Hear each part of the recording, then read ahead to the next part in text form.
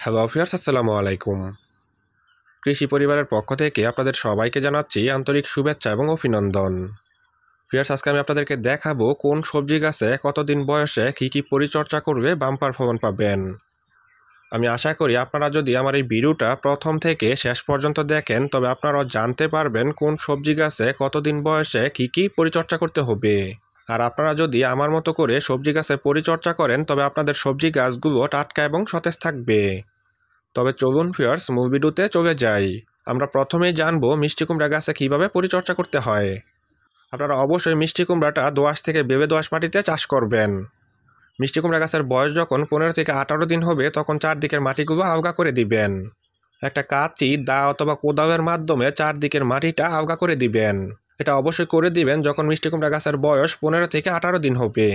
চারদিকের মাটিটা আলগা করে দেওয়ার পর আপনারা অল্প করে টিএসপি সার এবং ইউরিয়া সারটা দিয়ে দিবেন। অবশ্যই গাছের গোড়া থেকে একটু দূর দিয়ে দিবেন। এতে করে মিষ্টি কুমড়া গাছগুলো খুব দ্রুতই বৃদ্ধি হবে আর একটা নির্দিষ্ট সময়ের ভিতরে প্রচুর পরিমাণ ফলন আসবে। আবার গাছের বয়স যখন 30 থেকে 35 দিন হবে তখন দ্বিতীয়বারের মতো পরিচর্যা করবেন। এই পর্যায়ে আমরা জানবো ঝিঙ্গা গাছে কীভাবে পরিচর্যা করবেন। ভিউয়ার্স, আপনাদের ঝিঙ্গা গাছের বয়স যখন 10 থেকে 12 দিন হবে তখনই চারদিকের মাটিটা আলগা করে দিবেন। এতে করে ঝিঙ্গা গাছের শিকড়গুলো চারদিকে ছড়িয়ে যাবে। আপনারা টবে, সিমেন্টের বস্তায় অথবা বাণিজ্যিকভাবে ঝিঙ্গাটা চাষ করতে পারেন। চারদিকের মাটিটা আলগা করে নেওয়ার পর উপরে অল্প পরিমাণ করে জৈব সার দিবেন। এতে করে ঝিঙ্গা গাছগুলো খুব দ্রুতই বৃদ্ধি হবে। তাই অবশ্যই উপরে অল্প পরিমাণ করে জৈব সার দিবেন। আবার যখন গাছের বয়স 30 থেকে 35 দিন হবে তখন দ্বিতীয় পর্যায়ে জৈব সারটা দিয়ে দিবেন।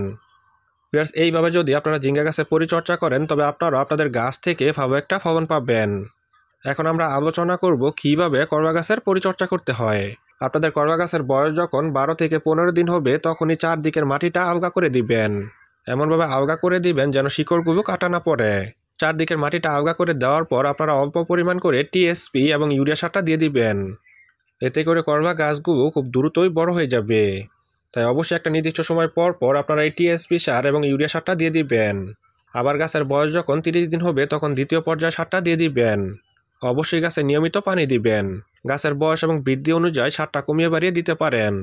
আমরা অনেকেই লাউ চাষ করি, তবে জানি না কোন সময় কোন ধরনের পরিচর্যাটা করতে হয়। ভিউয়ার্স, আপনাদের লাউ গাছের বয়স যখন 15 থেকে 18 দিন হবে তখনই চারদিকের মাটিটা আলগা করে দিবেন। চারদিকের মাটিটা আলগা করে দেওয়ার পর আপনারা অল্প পরিমাণ করে টিএসপি সার এবং ইউরিয়া সারটা দিয়ে দিবেন। আপনারা গাছের বৃদ্ধি অনুযায়ী সারটা কমিয়ে বাড়িয়ে দিতে পারেন। আবার গাছের বয়স যখন 40 দিন হবে তখন দ্বিতীয় পর্যায়ে সারটা দিয়ে দিবেন। দ্বিতীয় পর্যায়ে আপনারা পটাশ সার এবং ভিটামিনটা সাথে দিয়ে দিবেন। ভিউয়ার্স, অবশ্যই গাছে নিয়মিতই পানি দিয়ে যাবেন। আপনারা অনেকে হয়তোবা জানেন না কাঁকরোল গাছে কিভাবে পরিচর্যা করতে হয়। এই পর্যায়ে আমি আপনাদেরকে বলে দিব কাঁকরোল গাছে কিভাবে পরিচর্যা করবেন। আপনাদের কাঁকরোল গাছের বয়স যখন 15 থেকে 18 দিন হবে তখনই চারদিকের মাটিটা আলগা করে নেবেন। এমনভাবে আলগা করে নেবেন যেন শিকড়গুলো কাটা না পড়ে। যদি শিকড় কাটা পড়ে তবে গাছগুলো নেতিয়ে যাবে। তাই অবশ্যই আপনারা খেয়াল রাখবেন যেন শিকড়গুলো কাটা না পড়ে। চারদিকের মাটিটা আলগা করে নেওয়ার পর আপনারা কিছু পরিমাণ জৈব সার এবং ডিমের খোসা দিয়ে দিবেন।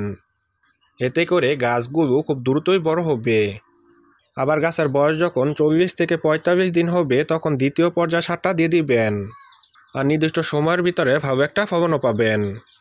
ভিউয়ার্স, আপনাদের শসা গাছের বয়স যখন 10 থেকে 12 দিন হবে তখনই চারদিকের মাটিটা আলগা করে দিবেন। এমনভাবে আলগা করে দিবেন যেন শিকড়গুলো কাটা না পড়ে।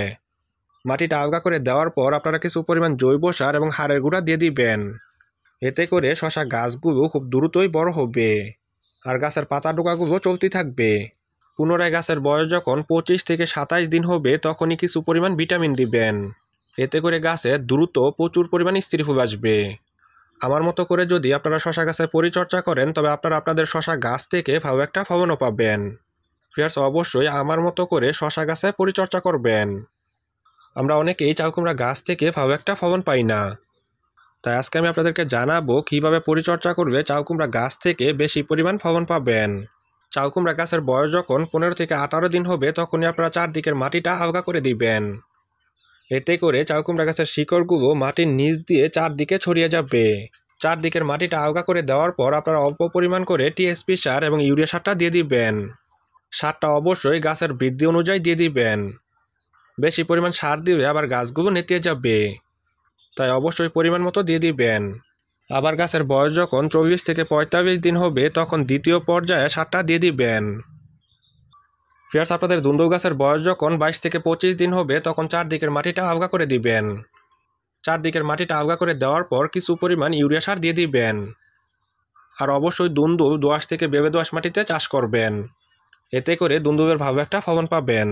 আবার গাছের বয়স যখন 40 থেকে 45 দিন হবে তখন দ্বিতীয় পর্যায়ে টিএসপি সারটা দিয়ে দিবেন, এতে করে দুন্দুলের ফলনটা বেড়ে যাবে।